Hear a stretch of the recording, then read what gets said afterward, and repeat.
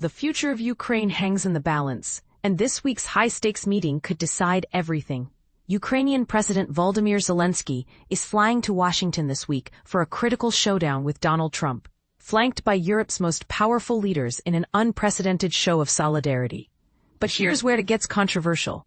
While European allies push for an immediate ceasefire, Trump appears aligned with Moscow's preference for direct peace talks, potentially forcing Ukraine into painful territorial concessions. The Monday meeting, which will include German Chancellor Friedrich Merz, French President Emmanuel Macron, British Prime Minister Keir Starmer, Italian leader Giorgia Meloni, and EU Commission President Ursula von der Leyen, comes amid explosive revelations about Trump's negotiations with Vladimir Putin. Sources confirm the former U.S. president now supports a deal where Russia would return small occupied areas in exchange for Ukraine surrendering fortified eastern territories and freezing front lines elsewhere. But here's what most observers miss. This isn't just about land. At stake is whether Ukraine receives ironclad security guarantees to prevent future invasions. U.S. envoy Steve Witkoff revealed a potential NATO-style defense pact, suggesting Washington could offer Article 5-like protection, the same collective defense clause that's kept NATO members safe for decades.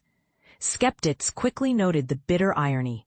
Ukraine famously gave up its nuclear weapons in 1994 in exchange for security assurances that failed spectacularly when Russia annexed Crimea in 2014 and launched its full-scale invasion 8 years later. European leaders are scrambling to prevent a repeat of Zelenskyy's disastrous February Oval Office meeting, where Trump and VP J.D. Vance publicly berated him. "You can't negotiate peace under falling bombs," Poland's foreign ministry declared, reflecting widespread European insistence on a ceasefire before any territorial discussions.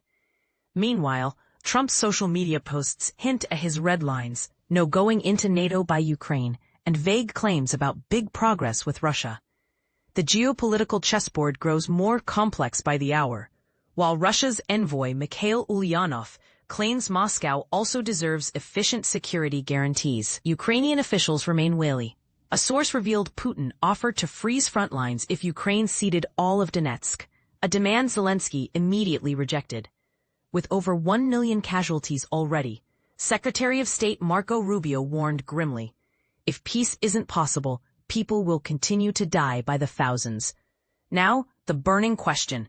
Can Europe's united front, including security proposals for air defense systems and naval protection, outweigh Trump's apparent willingness to accommodate Putin? And here's where opinions clash.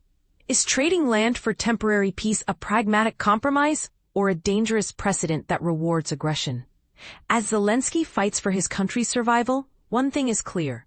Monday's meeting could reshape Europe's security landscape for generations. But we want to hear from you. Should Ukraine accept territorial losses for security guarantees, or is this a betrayal of sovereignty? Let us know in the comments and brace for a historic week.